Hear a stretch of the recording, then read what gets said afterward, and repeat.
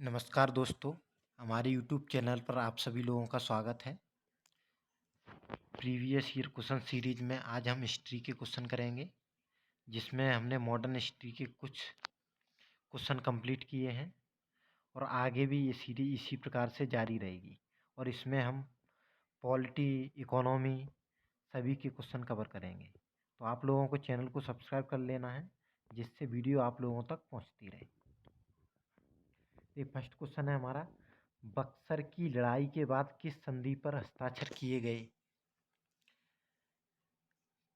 First statement है ए इलाहाबाद संधि, B Sugauli संधि, सी बेसिन संधि, डी द ट्रीटी ऑफ सालवाई यानी कि सालवाई की संधि।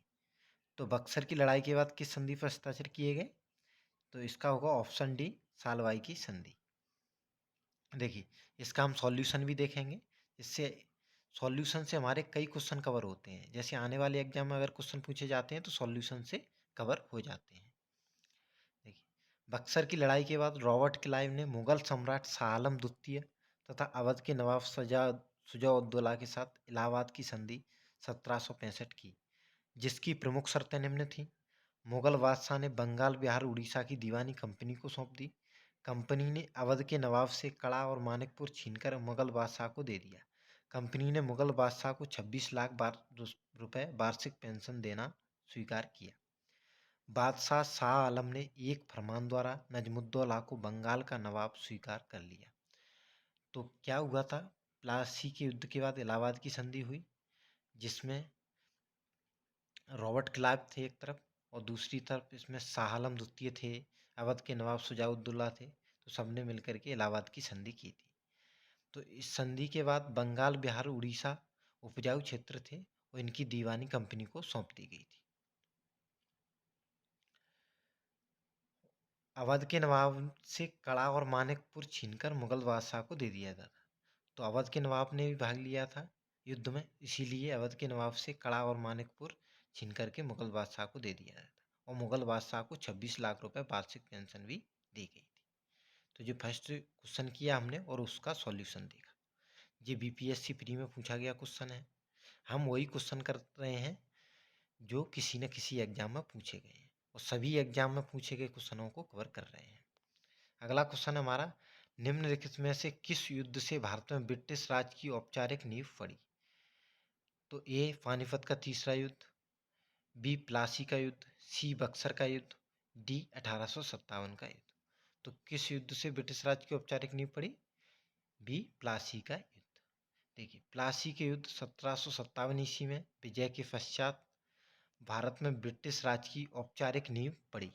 भारत में ब्रिटिश राजनीतिक सत्ता का आरंभ प्लासी के युद्ध से माना जाता है। इस युद्ध में ईस्ट इंडिया कंपनी ने बंगाल के नवाब सिराजुद्दौला को पराजित किया। बक्सर का युद्ध 22 अक्टूबर 1764 ईस्वी को ईस्ट इंडिया कंपनी एवं 3 सहयोगियों मीर कासिम, शुजाउद्दौला एवं शाह आलम द्वितीय के मध्य हुआ, जिसमें कंपनी की निर्णायक जीत हुई। तो इसमें दो क्वेश्चन बनते हैं, औपचारिक नींव प्लासी के युद्ध से और निर्णायक नींव यानी कि निर्णायक विजय बक्सर के युद्ध में हुई थी। तो ये एनडीए एग्जाम में पूछा गया क्वेश्चन है 2022 में, तो याद रखेंगे आप लोग। देखिए, अगला क्वेश्चन हमारा, प्रथम आंग्ल मराठा युद्ध की समाप्ति निम्नलिखित में से किसके द्वारा की गई थी? तो ए में है सूरत संधि, बी में है पुरंदर संधि, सी में है बड़गांव समझौता, डी में है सालवाई की संधि। तो किसके द्वारा की गई थी? इसका होगा ऑप्शन डी, सालवाई की संधि।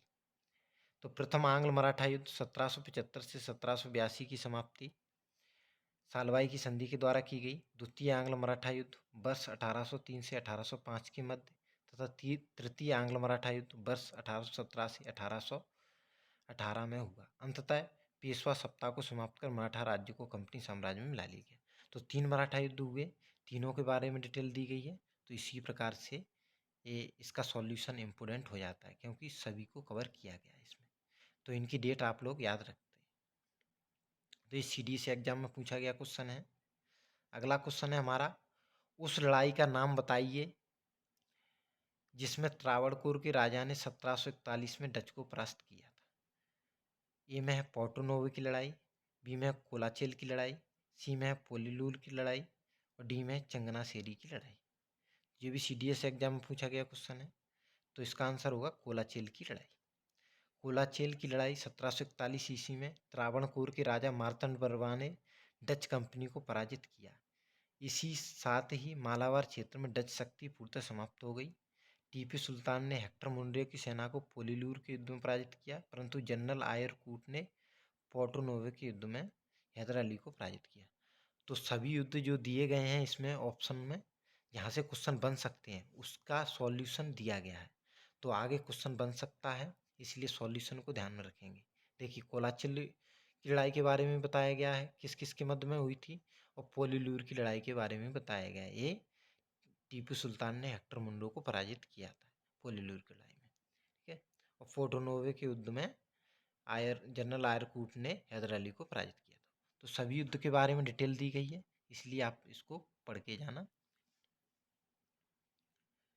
अगला क्वेश्चन है हमारा, किस युद्ध में त्रावणकोर राज्य के मार्तंड वर्मा से डच पराजित हुए थे। अभी हमने देखा था राजा मार्तंड वर्मा ने डच को किस युद्ध में पराजित किया था, कोलाचेल की लड़ाई में। Option D.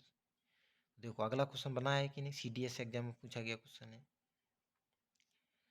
अगला क्वेश्चन है हमारा, देवगांव की संधि 1803 के अधीन ब्रिटिश द्वारा निम्नलिखित में से किस क्षेत्र को अधिकृत किया गया था। ए है कटक, बी है मुर्शिदाबाद, सी है सूरत, डी है कालीकट। ये भी NDA एग्जाम में पूछा गया क्वेश्चन है रिसेंटली। तो इसका होगा ऑप्शन ए कटक। ये उड़ीसा का क्षेत्र है, कटक क्षेत्र उड़ीसा में पड़ता है। ठीक है? द्वितीय आंग्ल मराठा युद्ध 1803 से 1805 ईस्वी के मध्य हुआ। देवगांव की संधि 17 दिसंबर 1803 ईस्वी को रघुजी भोंसले और कंपनी के मध्य संपन्न हुई, जिसके तहत कटक क्षेत्र कंपनी को प्राप्त हुआ। सुरजी अर्जुन गांव की संधि भी 1803 ईस्वी में संपन्न हुई। तो सभी संधियों के बारे में दिया गया है, इसलिए इसको आप अच्छे से ध्यान रखना। ये भी NDA एग्जाम में पूछा गया क्वेश्चन है।